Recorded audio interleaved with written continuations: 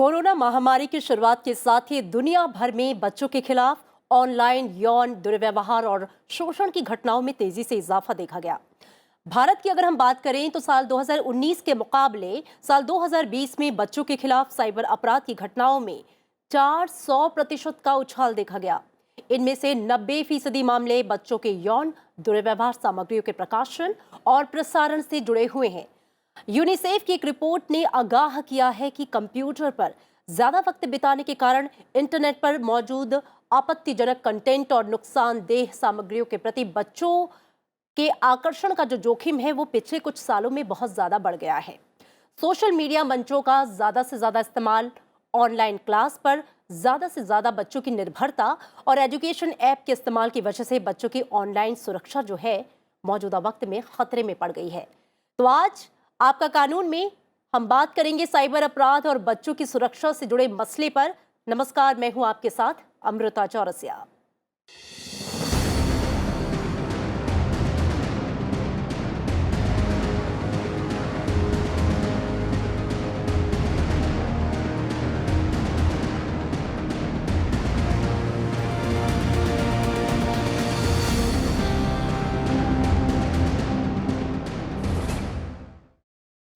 आज बच्चे जहां बड़ी ही आसानी से इंटरनेट फ्रेंडली हो रहे हैं तो वहीं वो जाने अनजाने में कई प्रकार के दुष्प्रभावों का शिकार भी बड़ी आसानी से हो रहे हैं, जिसे तकनीकी भाषा में साइबर बुलिंग कहा जाता है। ये समस्या बेहद आम होती जा रही है। अभद्र, अश्लील भाषा, चित्रों और धमकियों से इंटरनेट पर किसी को परेशान करना साइबर बुलिंग की श्रेणी में आता है।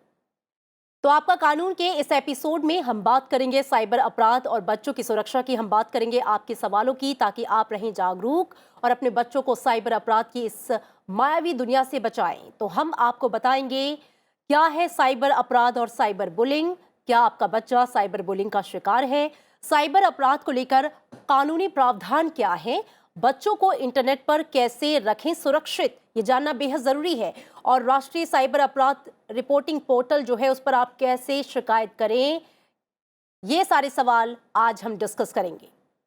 तो साइबर अपराध के इस मायावी जाल से आप कैसे बचाएं अपने बच्चों को, इसे लेकर क्या कहता है कानून, इस पर साइबर संसार में क्या है आपके अधिकार, तमाम विषयों पर हमें जानकारी देने के लिए, कानूनी राय देने के लिए, आपका मार्गदर्शन करने के लिए एक खास, बेहद खास पैनल मेरे साथ मौजूद है स्टूडियो में। आइए आपसे उनका परिचय करवा दूं। मेरे साथ हेलीफर कौर हैं, सिविल जज secretary, DSLSA Delhi state legal service authority. बहुत स्वागत है मैम आपका। साथ ही मेरे साथ स्वरूपमा चतुर्वेदी हैं, आप एडवोकेट ऑन रिकॉर्ड हैं सुप्रीम कोर्ट। इसके साथ ही she also represents NCPCR before the Supreme Court and High Court. आपका भी बहुत स्वागत है मैम। साथ ही सुविमल भट्टाचार्य जी, जाने माने साइबर सुरक्षा एक्सपर्ट, साइबर सुरक्षा से जुड़े तमाम मसलों पर इनकी गहरी पकड़ है, जो हमें आज देंगे जानकारी, अपना मार्गदर्शन देंगे। आपका भी बहुत स्वागत है सर इस एपिसोड में। तो अपने सवाल आप हमसे पूछिए, जाने कैसे करेंगे आप अपने बच्चों की सुरक्षा, कैसे करेंगे बच्चों के अधिकारों की रक्षा। देश के जाने माने एक्सपर्ट आपके सवालों का जवाब देंगे। इसके लिए आप हमें ईमेल कर सकते हैं आपका kaanoon.sansad.tv@gmail.com पर।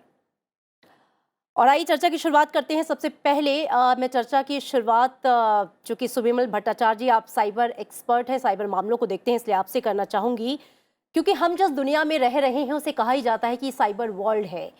तो अब साइबर वर्ल्ड में ही रह रहे हैं और उससे भी हमें सुरक्षित रहना है। और जब बच्चों की बात आती है, आज हमारे बच्चे पढ़ाई लिखाई, उनके गेम्स, एवरीथिंग पर डिपेंड हो चुके हैं, लेकिन जो साइबर अपराध है उसका ग्राफ भी बहुत तेजी से बढ़ रहा है। जैसा कि मैंने आपको बताया, भी यूनिसेफ की रिपोर्ट ने आगाह किया है। साइबर अपराध क्या है, ये बुलिंग क्या है, सबसे पहले तो सिंपल लैंग्वेज में हमारे दर्शकों को ये समझाइए। देखिए अमृता जी, इंटरनेट के माध्यम से हम जैसे सबके साथ जुड़े हैं, इसके साथ साथ साइबर क्राइम्स भी बड़ी मात्रा में बढ़ते जा रहे हैं, जैसे आपने अखाड़ा दिया हुआ है। और अगर देखें तो बच्चों बड़े वल्नरेबल होते हैं इस स्पेस में, और इनको प्रोटेक्ट करने के लिए अलग से प्रयास करना होता है। विशेषकर जैसे आपने साइबर बुलिंग की बात की, साइबर बुलिंग बच्चों को टारगेट करते हैं, लेडीज़ को टारगेट करते हैं। और साइबर बुलिंग बेसिकली इंटरनेट के माध्यम से आपको रीच आउट करते हैं, आपको धमकी देते हैं, आपको किसी तरीक़ा से ललकारा देते हैं, तो इस तरीक़ा से आपको जिस तरीक़ा से वो रीच आउट करते हैं, और ये कोई इंडिविजुअल हर समय नहीं होता है, एक आज के डेट में एक क्रिमिनल सिंडिकेट होते हैं जो इसको बढ़ावा देते हैं, क्योंकि इसके साथ एक बहुत बड़े डार्क इकोनॉमी इन्वॉल्व होते हैं। सो इसीलिए हमारा प्रयास हमेशा रहना चाहिए कि किस तरीक़ा से हम लीगली, सोशली और प्रोएक्टिवली बच्चों को प्रोटेक्ट करें। अगर आप देखें तो 2019 की दिसंबर महीना में हमारे पूर्व उपराष्ट्रपति वेंकैया नायडू जी ने अपनी अफसोस प्रकट किया था कि किस तरीक़े से बच्चों को इंटरनेट में ट्रैक किया जा रहा है और कैसे इनको प्रोटेक्ट किया जाए। और इसके बाद उन्होंने जो एक इनफॉर्मल मेंबर्स ऑफ पार्लियामेंट की कमेटी बनाई थी, इन्होंने 2020 की जनवरी में 40 रिकमेंडेशन दी थी। तो बेसिकली इसमें साइबर बुलिंग भी एक बड़ा अहम मुद्दा था कि किस तरीक़ा से आप इसको प्रोटेक्ट करें। और ये प्रोटेक्शन सिर्फ लीगली और एजेंसीज की प्लस नहीं है, बट इंटरमीडियरीज को भी कैसे इन्वॉल्व करें, क्योंकि ज़्यादातर इंसिडेंट्स इंटरमीडियरी के माध्यम से होता है। और इंटरमीडियरीज हमेशा कुछ भारत के कानून के अलावा वो कैलिफोर्निया और कहीं की लॉ दिखाते हैं, उनके अपने टर्म्स एंड कंडीशन दिखाते हैं, और हमें तुरंत वो इन्फॉर्मेशन नहीं देते हैं जिससे इन्वेस्टिगेशन आगे होए या इस तरीक़े के अपराध को पकड़े। तो आगे मुझे लगता है कि ये जो प्रयास, ये जो कमेटी की रिकमेंडेशन थी 40 रिकमेंडेशन, अगर इसको ठीक से इम्प्लीमेंट किया जाता है तो भारत एक देश ऐसा होगा जो चिल्ड्रन को इंटरनेट में प्रोटेक्ट करने के लिए एक बड़ा कदम ले सकता है। जी बिल्कुल, आपके पास हम लौटेंगे और भी मसलों को समझने के लिए, लेकिन अगला रुख मैं स्वरूपमा चतुर्वेदी जी आपका करना चाहूँगी। हम समझना चाहेंगे कि ये जो साइबर अपराध है, इसे लेकर भारत में क्या कानूनी व्यवस्था है? साइबर अपराध के लिए हमारे पास कानूनी व्यवस्था है और बच्चों को प्रोटेक्ट करने के लिए कानून सफिशिएंट है। जैसे कि भारतीय दंड संहिता के जितने भी प्रोविज़न हैं वो एप्लीकेबल होते हैं। आपने साइबर बुलिंग के बारे में शुरुआत की और हमारे लर्नेड पैनलिस्ट ने बताया कि बेसिकली साइबर बुलिंग क्या होता है। तो अगर आप देखें तो साइबर बुलिंग जो शुरू होती है वो किसी न किसी अपराध को ही लीड करती है, कि अगर आपका डेटा यूज़ होता है या अगर आपको हैरेस किया जाता है, आपको सेक्सुअली इम्प्लिसिट चीज़ें दिखाई जाती हैं, ये सारी चीज़ें जो है ये सब साइबर बुलिंग में आती हैं। तो ये किसी न किसी अपराध को लीड करती हैं जो इंडियन पेनल कोड, जो भारतीय दंड संहिता है, उसमें अपराध है और उसमें सज़ा के प्रोविज़न भी हैं जी। उसके अलावा जो हमारा इंफॉर्मेशन टेक्नोलॉजी एक्ट है वो उसमें भी प्रोविज़न है कि अगर किसी के डेटा को प्रोटेक्ट नहीं किया है, गलत तरीके से उपयोग किया है, तो उसमें भी सज़ा और फाइन हर तरीके के प्रोविज़न है। तो ये 2 लॉ हुए। उसके बाद जब हम बात बच्चों की करते हैं तो एक कानून जो हमारा पॉक्सो है, जो बच्चों के प्रोटेक्शन के लिए ही बनाया गया है, वो स्पेशली एप्लीकेबल होता है और उसका कोई एक्सेप्शन नहीं है। वो इन दोनों कानूनों के एडिशन में बच्चों की सुरक्षा के लिए काम करता है। तो पहले तो ये कि साइबर बुलिंग हुई, वो कोई ना कोई अपराध इंडियन पेनल कोड का हुआ और इंफॉर्मेशन टेक्नोलॉजी के प्रोविज़न का ब्रीच हुआ, तो उसमें जो भी सज़ा है, जो भी उसका प्रावधान है, वो एप्लीकेबल होगा। फिर हम पॉक्सो देखते हैं। पॉक्सो में चूँकि वो सेक्सुअल हैरेसमेंट से बच्चों को बचाने के लिए स्पेशल एक्ट है, तो उसका एरिया सीमित उस जगह तक है जहाँ पे बच्चों का सेक्सुअल हैरेसमेंट होता है। उसमें कुछ समय पहले अमेंडमेंट करके चाइल्ड पोर्नोग्राफी से रिलेटेड प्रोविज़न भी डाले गए और पहली बार भारत में पोर्नोग्राफी, स्पेशली चाइल्ड पोर्नोग्राफी को डिफ़ाइन भी किया गया पॉक्सो में अमेंडमेंट करके। और उस डेफिनेशन में सिर्फ यही नहीं है कि चाइल्ड पोर्नोग्राफी मतलब चाइल्ड सेक्सुअल एक्ट, उसमें कोई भी फ़ोटो, कोई भी ऐसा डिपिक्शन, बिकॉज जैसे विदेशों में सेक्स टॉयज़ एट्सेट्रा बहुत कुछ प्रैक्टिस में है, और जब हम साइबर क्राइम की बात करते हैं तो हम सिर्फ भारतीय संस्कृति और यहाँ क्या प्रचलन में है वहीं तक चीज़ें सीमित नहीं होती हैं। और इस समय कोरोना के कारण जिस तरीके से कंप्यूटर मजबूरी बन गई है बच्चों की, इंटरनेट एक्सेस एक मजबूरी बन गई है, ऐसे में उन हर तरीके की चीज़ों को जो इंटरनेशनली प्रैक्टिस में है हम अवॉइड नहीं कर सकते, उनसे आंखें बंद नहीं कर सकते। तो पॉक्सो का अमेंडमेंट बहुत टाइमली उस तरीके से देखा जाए तो आ गया था, और उसके अकॉर्डिंग अगर कोई भी, क्योंकि बच्चों की जब हम बात करते हैं तो दो तरीके से बच्चे अफेक्टेड होते हैं। एक तो ये कि चाइल्ड पोर्नोग्राफी में चाइल्ड जो यूज़ हुआ है विक्टिम वो भी है, दूसरा एक चाइल्ड जो पढ़ने के लिए बैठा उसके आगे पॉपअप खुल गया और वो कुछ समथिंग देख रहा है, वो भी विक्टिम है। तो चाइल्ड दो तरीके से विक्टिम बनता है और दोनों तरीके के उस प्रोविजंस को हमें देखने की जरूरत है। जाने अनजाने में भी वो उसका शिकार हो जाते हैं। आपके पास मैं लौटूंगी, हैरिफर कौर जी को मैं इस चर्चा में शामिल करना चाहूंगी। आप DSLSA का प्रतिनिधित्व भी करती हैं, फ्री लीगल एड जो है वो लोगों को प्रोवाइड कराते हैं, मुफ्त कानूनी सहायता। मैम आपसे मैं ये समझना चाहूंगी कि जो मौजूदा कानून है, साइबर लॉज जो है, क्या वो सफिशिएंट हैं? और अगर जब हम बच्चों के अधिकारों की बात करते हैं, उनको लेकर साइबर सुरक्षा की बात करते हैं, तो क्या आपको लगता है कि इसमें कुछ और सुधार की गुंजाइश है? और आप लोग अपनी संस्था के माध्यम से लोगों को कैसे अवेयर करते हैं इसे लेकर? जी, सबसे पहले मैं आपके माध्यम से ये ज़रूर बताना चाहूँगी, जैसे कि आपने कहा कि हम लीगल सर्विसेज अथॉरिटी एक्ट के अंडर एक अथॉरिटी हैं, विधिक राज्य सेवा प्राधिकरण।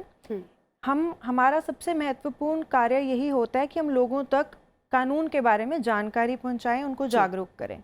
तो ऐसे ही बच्चों तक भी ये जानकारी पहुंचाने का हमारा उद्देश्य रहता है, क्योंकि वो हमारे लीगल एड बेनिफिशियरी हैं जिनको फ्री मुफ्त कानूनी सेवा हम देते हैं। तो उन तक ये कानून की जानकारी तो हम पहुंचाते ही हैं। और आपके माध्यम से एक और मैं बात बताऊंगी कि हमारी एक हेल्पलाइन है 1516, जो कोई भी 24 घंटे 365 दिन कोई भी मिला सकता है, जिस पे अपनी कोई भी ऐसी शिकायत कानून से रिलेटेड कर सकते हैं। तो बच्चों के लिए भी वो चीज़ है। जहाँ तक ये कानून की सफिशेंट होने की बात है, इंफॉर्मेशन टेक्नोलॉजी एक्ट जैसे कि मैडम ने कहा है, पॉक्सो एक्ट है, इंडियन पिनल कोड है, हर तरीके की प्रोविज़न इसमें बनाई गई है जिसमें उनकी जो साइबर बुलिंग, स्टॉकिंग ये डील किया गया है, और बच्चों की पोर्नोग्राफी को भी डील किया गया है। लेकिन साइबर बुलिंग के रिगार्डिंग शायद कोई स्पेसिफिक प्रोविज़न नहीं है, बट जैसे कि मैडम ने कहा कि कहीं ना कहीं साइबर बुलिंग के पीछे भी कुछ मोटिव तो होता ही है, तो उसको कहीं किसी ना किसी ऑफेंस में वो लीड कर जाता है, चाहे वो इंफॉर्मेशन में, प्राइवेसी में इन्वेड करना हो, बच्चे के किसी मोबाइल से, डिवाइस से कोई इंफॉर्मेशन रिट्रीव करना हो कि जो इसको कर रहा है उसको उसके डिवाइस से कोई इन्फॉर्मेशन चाहिए जो कि कल को उसको यूज़ करेगा। तो जैसे कि पासवर्ड थेफ्ट है, वो भी एक ऑफेंस है इंफॉर्मेशन टेक्नोलॉजी एक्ट में। तो इसी तरीके से कोई ना कोई जब ऑफेंस उसका उद्देश्य होता है तो वो एक्ट में कहीं ना कहीं कवर हो ही जाता है। जी बिल्कुल। बहुत महत्वपूर्ण सवाल मैं आपसे जानना चाहूँगी कि साइबर खतरे को हम कम कैसे करें, क्योंकि हमें तो इसी साइबर वर्ल्ड में रहना है, हम इससे दूरी नहीं बना सकते, लेकिन इसमें रहते हुए इसके खतरे को कैसे कम किया जा सकता है? देखिए अमृता जी, मेरे ख्याल से 2 कदम में हमें ध्यान देना पड़ा। पहले कदम ये होता है कि ये जो एक अवेयरनेस कैंपेन जो होना चाहिए, विशेषकर बच्चों का बीच में, 18 साल की उम्र के बच्चों का बीच में, जैसे DLSA काम कर रहे हैं, ऐसे सोशल ऑर्गेनाइजेशंस, मुझे लगता है कि इवन बैंक्स और कमर्शियल एंटरप्राइजेस भी इनको सपोर्ट करना चाहिए, इस तरीके के कार्यक्रम को स्पॉन्सर करना चाहिए, ताकि लोगों का बीच में जागरूकता बढ़े कि कैसे जो आपके पास जो कम्युनिकेशन आते हैं इंटरनेट के माध्यम से, कैसे डील करें, किससे आप रिस्पॉन्ड करें। ज़्यादातर एक हमारे साइबर सिक्योरिटी एंगल से कहावत है कि अगर आप किसी को नहीं जानते तो उनसे अगर किसी तरीके आपके पास कम्युनिकेशन आता है तो इसको बिल्कुल अवॉइड कीजिए, वदर अगर ईमेल से भी आए या सोशल मीडिया के माध्यम से आए। लेकिन बहुत समय ऐसा भी होता है कि लोग समझते नहीं, पढ़े लिखे लोग ऐसे ट्रैप में पड़ जाते हैं। तो ऐसे चीज़ में मुझे लगता है कि अवेयरनेस होए, कम्युनिटी प्रोग्राम्स होए, क्योंकि 10-12 लोगों का अपना अनुभव के बारे में जब वो बताते हैं तो और लोग जानते हैं, सीखते हैं और होशियार हो जाते हैं। अब देखिए सिगरेट के पैकेट में cigarette smoking is injurious to health, वो जी। देख के भी लोग पीते हैं, लेकिन वो जो लगाया जाता है उसको देख के भी बहुत लोग रोक सकते हैं। तो एक कॉन्स्टेंटली माइंड में जब बच्चों डिजिटल स्पेस में आते हैं, एक किसी तरीके से हमें प्रयास करना चाहिए कि इनकी मन में ये आए कि भाई हमको होशियार रहना चाहिए, हमारा पीछे 10-12 क्रिमिनल घूम रहा है किसी भी वक्त हमको बुली करने के लिए। दूसरी बात होता है जो इन्वेस्टिगेटिव कैपेसिटी है हमारे लॉ एनफोर्समेंट में, उसमें भी ध्यान देना पड़ेगा। इन्वेस्टिगेशन, फॉरेंसिक्स और जो पैनल प्रोविजन है इसको इम्प्लीमेंट करने के लिए सख्त इम्प्लीमेंटेशन बड़ा ज़रूरी है। आज का डेट में ज़्यादातर केसेस पहली बात है कि लोग डरते हैं पुलिस स्टेशन में कंप्लेन करने के लिए, और जो कंप्लेन भी होते हैं इसके बाद में पुलिस की जो रवैया होते हैं, पुलिस की जो कैपेसिटी है, पुलिस की जो इच्छा होते है इस चीज़ को आगे लाने का या इन्वेस्टिगेशन जल्दी करे, वो कम होता है। तो दो तरीक़ा से मुझे लगता है ये दो पहलू पर ध्यान देना पड़ेगा। और अगर ये भी दोबारा में अगर वेंकैया नायडू जी की कमेटी बनाया गया था एमपीज़ का, उनका भी प्रोविजंस देखे तो 40 में से ऐसे 6-7 कदम इन्होंने ये दिया हुआ है कि कैसे आप अवेयरनेस बढ़ाएं, कैसे आप पॉक्सो एक्ट 2012 में चेंजेस लाए, कैसे आप आईटी एक्ट में चेंजेस लाए। तो ये सारे प्रोविजंस अगर इम्प्लीमेंट करते, दो प्रोविजंस पॉक्सो एक्ट के लिए इन्होंने जो दिया था, पहले था कि अगर 18 साल की बच्चों के नीचे किसी के साथ भी किसी तरीक़े की सेक्सुअल कॉन्वर्सेशन, कम्युनिकेशन है किसी भी ऑडियो विजुअल मीडियम या रिटन मीडियम से, तो इसको इमीडिएटली एक्शन लिया जाए। सेकंड बात ये भी इनकी थी कि सारे इंटरमीडियरीज को स्पेशली एक कंपल्सिव फॉर्म पे इनका ऊपर एक प्रोविज़न लाया जाए, ताकि ये हमेशा चिल्ड्रन रिलेटेड मटेरियल्स और चिल्ड्रन रिलेटेड कंटेंट जो आते हैं इसको किस तरीक़े से वो डील करें। मुझे लगता है कि अवेयरनेस लेवल और इन्वेस्टिगेशन कैपेसिटी ये दोनों बड़ा महत्वपूर्ण है आगे इस चीज़ को हैंडल करने के लिए। देखिए आप जितना भी कोशिश करें ये इस तरीके के अपराध नहीं जाएंगे और बढ़ते जाएंगे, क्योंकि टेक्नोलॉजी एक एनेबलर, लेकिन आप कैसे डील करते हैं वो मोस्ट इम्पॉर्टेंट होता है साइबर क्राइम्स को हैंडल करने में। दो इम्पॉर्टेंट बात आपने की, अवेयरनेस तो बहुत ज़रूरी है और कैसे उस टेक्नोलॉजी के साथ डील करना है ये भी बहुत ज़रूरी है, और इसके लिए कैपेसिटी बिल्डिंग बहुत ज़रूरी है। स्वरूपमा जी, मैं आपका रुख करना चाहूँगी, चूँकि एक महत्वपूर्ण सवाल ये उठ रहा है कि क्या हम अपने बच्चों को इंटरनेट पर सुरक्षित रख पा रहे हैं। जिन कानूनों का आपने तो कुछ देर पहले जिक्र किया, हम सूचना तकनीक कानून 2000 की या फिर जो संशोधन था 2008 की भी अगर बात करें, बच्चे उसमें कहाँ तक इंक्लूड हो पा रहे हैं, और फिर क्या हम ऐसे और प्रोविजंस या फिर कुछ और इसमें अमेंडमेंट लेकर आएँ ताकि बच्चों पर जो अपराध हो रहे हैं उस पर सख्त कार्रवाई हो, ताकि इस तरह की घटनाएं बार बार ना घटें। जी, दो क्वेश्चन आपने किया। पहला कि कानून जो है वो सुरक्षित रख पा रहा है कि नहीं। पहली बात कि कानून सुरक्षित तब रख पाएगा जब उसकी जानकारी होगी और जिसके साथ ये अपराध हो रहा है वो उसकी रिपोर्टिंग करेगा, उसके बाद उसमें प्रॉपर इन्वेस्टिगेशन हो, एक्शन हो, और वो आगे के लोगों के लिए एक डिटरेंट इफेक्ट का काम करेगा ताकि अपराध कम हो। लेकिन सुरक्षित रखने में सबसे पहला जो कड़ी है वो डेफिनेटली अवेयरनेस है। हम सब लोगों को अपने बच्चों को अवेयर तो करना ही होगा कि अनजान लिंक को ना लिंक करें। अगर आपके साथ कुछ ऐसा होता है तो हमें बताएं। जो व्यावहारिक चीज़ें हैं, जो मेरा ख्याल है DLSA बहुत अच्छी तरीके से कर रहा है, तो मैं उस पर नहीं ज़्यादा बताऊंगी।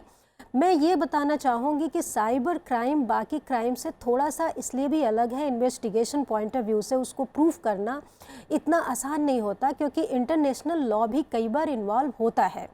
तो इसमें कन्विक्शन रेट की क्या पोजीशन है, मैंने एग्जैक्ट रिसर्च रिजल्ट नहीं देखा है, बट मेरा ख्याल है कम है। मेरा ये मानना है कि जो कानून है, पहले तो हम अपने स्टेप लें एक पेरेंट की तरह कि अपने बच्चों को कॉन्फिडेंस मिले, उनके साथ कुछ हो तो उसकी रिपोर्टिंग करें। MHA की जो वेबसाइट है साइबर क्राइम रिपोर्टिंग की, उसको अधिक से अधिक पब्लिसाइज किया जाए कि उस पर लोग रिपोर्टिंग करें। अगर आप साइबर क्राइम साइट पे नहीं भी रिपोर्ट कर पाते हैं, जैसे कि मैं NCPCR को रिप्रेजेंट करती हूँ और ऑफन ऐसे सिचुएशंस देखती हूँ जहाँ पे लोग NCPCR को लिखते हैं कि किसी के बच्चे के साथ कोई साइबर क्राइम भी हुआ है, और हम लोग भी उस पर NCPCR भी एक्शन लेता है, वो उसकी रिपोर्टिंग कराता है। कन्विक्शन इजी नहीं है, क्योंकि कुछ केसेस तो मैं खुद देख रही हूँ जिसमें इंटरमीडियरीज इन्वॉल्व जहाँ पे हो जाते हैं। ये मैं आपके उस क्वेश्चन की तरफ बढ़ रही हूँ कि लॉ सफिशिएंट है कि नहीं है। उसके लिए ये बताना ज़रूरी है कि अधिकतर साइबर बुलिंग जो है वो सोशल साइट्स, जो इंटरमीडियरी जिन्हें हम कहते हैं, फेसबुक, ट्विटर, इस इंस्टाग्राम, इस तरह की जगहों पे होती हैं। जो हमारा इंफॉर्मेशन टेक्नोलॉजी एक्ट है वो पूरी तरीके से इंटरमीडियरीज को कवर नहीं करता है, जो ऑफेंसेस उसमें हैं। और यही कन्विक्शन के लिए, ट्रायल के लिए जब ये इशू आता है तो कहीं ना कहीं एक समस्या बन के आ रही है। लेकिन मैंने पहले भी ये बताया कि आईपीसी तो कहीं भी अप्लाई हो ही रही है। तो अगर आईटी एक्ट नहीं भी अप्लाई हो रहा है, अगर इंटरमीडियरी को वहाँ से एग्जेम्पशन भी है, तो भी अगर किसी बुलिंग ने आईपीसी का अपराध कारित किया है, पॉक्सो का अपराध कारित किया है, तो वो तो सज़ा वहाँ पे है ही है। अब यहाँ पे इसलिए रिपोर्टिंग करना बहुत सबसे इम्पॉर्टेंट चीज़ है कि हम रिपोर्टिंग करें। अगर आईटी एक्ट नहीं भी कवर इंटरमीडियरी पे कर रहा है, तो भी सरकार और कानून न्यायालय प्रयास कर रही है कि हर इस तरीके की घटना जो रिपोर्टिंग है, जो नॉलेज में आ रही है, उसका ट्रायल हो रहा है। किसी का अगर फोटो बिना उसकी परमिशन के से सोशल साइट्स पर डाला है और उस पर कहीं कोई बुलिंग हो रही है, वो राइट टू प्राइवेसी का इन्फ्रिंजमेंट है, कॉन्स्टिट्यूशनल राइट का इन्फ्रिंजमेंट है। तो वो सारी चीज़ों पे काम चल रहा है और कानून सक्षम है, लेकिन हमें कदम उठाने की ज़रूरत है, पहले तो रिपोर्टिंग की। जी बिल्कुल, आपने अच्छे बिंदु उठाए। और चूंकि हमारे पास सवाल जो हैं वो ईमेल, फेसबुक और ट्विटर के माध्यम से भी आए हैं, बहुत सारे ऐसे दर्शक हैं जो आप लोग का मार्गदर्शन चाहते हैं। सबसे पहले एक सवाल मैं लेना चाहूँगी जो कि हमें ईमेल के माध्यम से मिला है। रघुवीर शिमला से इन्होंने सवाल पूछा है। मैं अपनी टीम से गुजारिश करूंगी कि इनका सवाल चलाएं। इन्होंने पूछा है कि मेरा बेटा ऑनलाइन गेम खेलता है, बहुत कॉमन है, आजकल सभी बच्चे खेलते हैं, लेकिन इनके साथ हुआ ये है कि हारने पर पैसे के लिए अब उसे हैरेस, परेशान किया जा रहा है। कई बार उसे ऐसे मैसेज भेजे जा रहे हैं कि वो डर गया है। अब इनका सवाल है कि ऐसे में वो क्या करें, कहाँ जाएं? हैलीफर कौर जी, ये सवाल मेरा आपसे है। जी देखिए, सबसे पहले एक नेशनल पोर्टल है, national cyber crime reporting portal. वहाँ पे कंप्लेंट ऑनलाइन लॉन्च हो सकती है। उसके ऊपर, उस पोर्टल के ऊपर एक हैंडबुक भी है जो हिंदी इंग्लिश दोनों में है। सरकार का ये पोर्टल है जिसमें ये लिखा गया है कि कैसे इस कंप्लेंट को ऑनलाइन लॉन्च कर सकते हैं। तो वहाँ पे कुछ कॉलम्स हैं जो भरने हैं। लेकिन इसके अलावा अगर पोर्टल में किसी को प्रॉब्लम है, कोई कंप्यूटर नहीं चला सकता है इतना कि वो उस पोर्टल को एक्सेस कर पाए और उस पर भर पाए वो, तो किसी भी पुलिस स्टेशन में जाके भी ऐसे ऑफेंसेस का कंप्लेंट की जा सकती है। जहाँ आप रहते हैं वहाँ पे भी आसपास के पुलिस स्टेशन में कंप्लेंट की जा सकती है और वो साइबर सेल में फॉरवर्ड कर देंगे। मैं आपको यहाँ ये भी बताना चाहूँगी कि जो भी ऐसे साइबर क्राइम्स हैं ये आईटी एक्ट के अकॉर्डिंग कॉग्निजेबल हैं, मतलब कि इसमें एफआईआर होना ज़रूरी होता है। और अगर खुदा ना खास्ता अगर एफआईआर आपकी नहीं कर रहे हैं पुलिस वाले, तो एक 156 सबसेक्शन 3 जो सीआरपीसी का है, वो भी एक ऑप्शन होती है कि आप कोर्ट को भी अप्रोच कर सकते हैं कि आपकी एफआईआर लॉन्च नहीं हो रही है अगर वो ऑफेंस कॉग्निजेबल है। तो इस तरीके से कंप्लेंट की जा सकती है। और मैं यहाँ पे एक चीज़ ऐड करना चाहूँगी कि अगर कोई इंसान कंप्लेंट करने के सक्षम नहीं है या उसे कोई प्रॉब्लम आ रही है कंप्लेंट करने में, तो जो डीएलएसए है वो किसी भी ऐसे इंसान को हेल्प करने के लिए अवेलेबल होता है। हमारे पास फ्रंट ऑफिस होते हैं जहाँ पे लीगल एड काउंसिल होते हैं, हम लोग उसमें हेल्प कर सकते हैं। और पैरालीगल वॉलंटियर्स भी होते हैं जिनकी असिस्टेंस से हम ये काम कर सकते हैं। बिल्कुल, और मैं अपने दर्शकों को बता दूं कि ये जो फ्री लीगल एड सर्विस है ये ना सिर्फ दिल्ली में, भारत के हर राज्य में है, जिला स्तर पर है। आप इसका फ़ायदा उठाएं, जाएं और मुफ्त कानूनी सहायता को लें, क्योंकि ये आपके लिए है। और इसके लिए बाकायदा 14 कैटेगरीज है जिसमें ये लोग आते हैं। हम अपने कार्यक्रम में वो कैटेगरी आपको दिखाते रहते हैं कि कौन कौन से लोग मुफ्त कानूनी सहायता पाने के पात्र हैं। अगला सवाल जो है वो ट्विटर के माध्यम से आया है, स्नेहा जो कि दिल्ली से हैं, और उन्होंने पूछा है कि मैम, दरअसल मैं ऑनलाइन ठगी का शिकार हुई हूँ। आजकल सारा काम चूंकि ऑनलाइन हो रहा है और इनके साथ कुछ ऐसा हुआ है कि ये ठगी का शिकार हुई हैं। अब इन पर इनका सवाल ये है कि मेरे सारे पर्सनल डॉक्यूमेंट्स जो हैं उन लोगों ने मंगवाए और उसके बाद उन्होंने उसे अपने पास रख लिया है या स्कैन कर लिया है। अब वो इनको परेशान कर रहे हैं। अब वो किस तरीके से परेशान कर रहे हैं वो नहीं उन्होंने पूरा खोल के बताया, लेकिन ये बहुत बड़ी एक तरह से धोखाधड़ी का मामला आता है। स्वरूपमा चतुर्वेदी जी, मैं आपसे पूछना चाहूँगी, ऐसे मामलों में लोग पहले तो सतर्क कितना रहे और उसके बाद अगर ऐसे फंस जाते हैं तो उनके लिए कानूनी रास्ता क्या है? देखिए, सतर्कता तो बिल्कुल बहुत ही ज़रूरी है, क्योंकि इस तरह के लालच वाले एडवर्टीज़मेंट आते रहते हैं जिसमें अक्सर लोग ट्रैप हो जाते हैं और इसी कारण साइबर क्रिमिनल सक्सेस हो रहे हैं। लेकिन अगर आपके साथ हो गया है तो दुखी होने और छुपाने के बजाय कि हमसे गलती हो गई, आप इस चीज़ की रिपोर्टिंग एक्सेप्ट करें कि हाँ ठीक है, कोई भी चीटेड हो सकता है, हम भी हो गए। क्योंकि आधे टाइम लोग इस संकोच के कारण भी आगे नहीं आ पाते हैं, चाहे किसी भी तरीके का पर्सनल डॉक्यूमेंट आपका गया हो, फोटो गया हो, कुछ भी गया हो, क्योंकि इस तरह की चीज़ें ही ज़्यादातर महिलाओं के साथ होती हैं।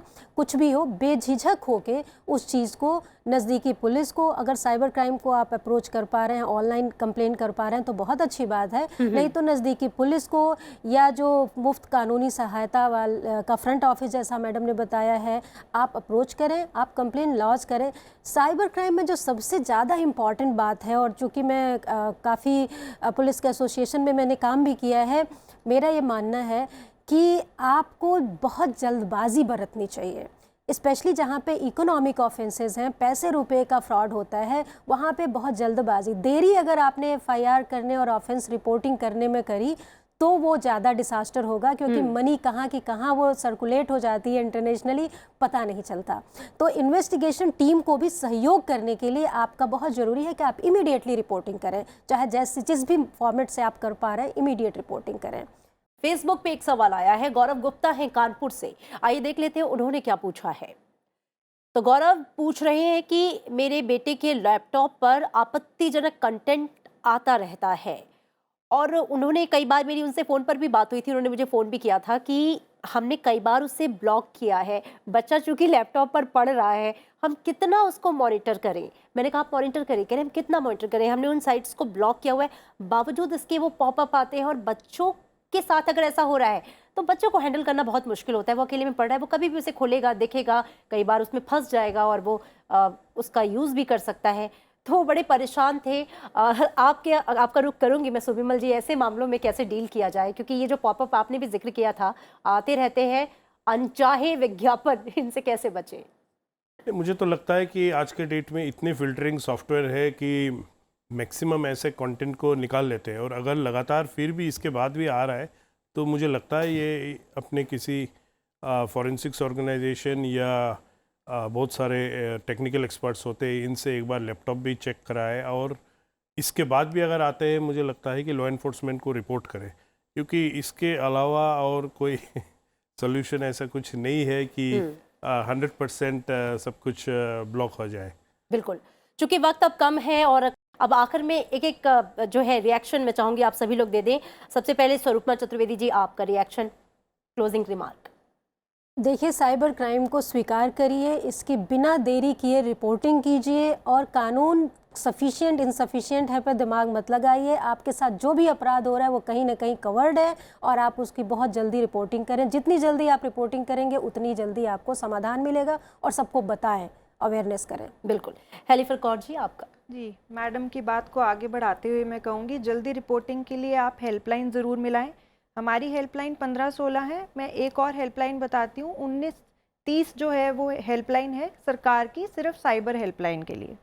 जी, और सुबिमल जी। मुझे लगता है कि सरकार की तरफ से एक मिशन मोड में राष्ट्रीय चिल्ड्रन साइबर सिक्योर प्रोग्राम को आगे बढ़ाना चाहिए, ताकि सारे स्कूल्स का एक स्टैंडर्ड लेवल ऑफ अंडरस्टैंडिंग हुए और बच्चों में ये प्रिंसिपल और टीचर्स के थ्रू एक मूवमेंट की तरह किया जाए। जी बिल्कुल। तो क्या है आपके अधिकार, कैसे पा सकते हैं आप न्याय, और आपकी मदद के लिए सरकार ने कानून में क्या क्या प्रावधान किए हैं। जो आज का भी विषय था वो बेहद इंपॉर्टेंट था, और इसके लिए जागरूकता, अवेयरनेस बहुत ज़रूरी है। घटना अगर आपके साथ होती है तो उसकी रिपोर्टिंग बहुत ज़रूरी है। हमारे पैनलिस्ट ने जिन जिन बातों का जिक्र किया है, आप उनका ख्याल रखें, आप काम करें उस प्लेटफॉर्म पर, लेकिन वो आपको नुकसान नहीं पहुंचाएगा अगर आप सतर्क रहेंगे। तो आपकी हिफाजत, आपकी सुरक्षा के लिए बनाए गए हैं ये कानून, और अगर आपके साथ कोई नाइंसाफ़ी हो रही है या आपको आपका अधिकार नहीं मिल रहा है तो संसद टीवी आपको वो मंच दे रहा है जिसके जरिए आप जान सकते हैं अपने अधिकारों को, आप कर सकते हैं अपने हक की बात। हम मिलवाएंगे आपको देश के बड़े कानूनविदों और सलाहकारों से जो करेंगे आपकी मदद, देंगे आपको सलाह, जिससे आप अपने आगे की राह जो है वो खुद तय कर पाएंगे। इस चर्चा में आने के लिए और हमारे दर्शकों को इतनी महत्वपूर्ण जानकारियां देने के लिए आप तीनों खास मेहमानों का बहुत स्वागत है और बहुत शुक्रिया भी है। तो अगले एपिसोड में इसी से संबंधित किसी और विषय पर आपसे चर्चा करेंगे। फिलहाल के लिए इजाजत दीजिए। देखते रहिए संसद टीवी। नमस्कार।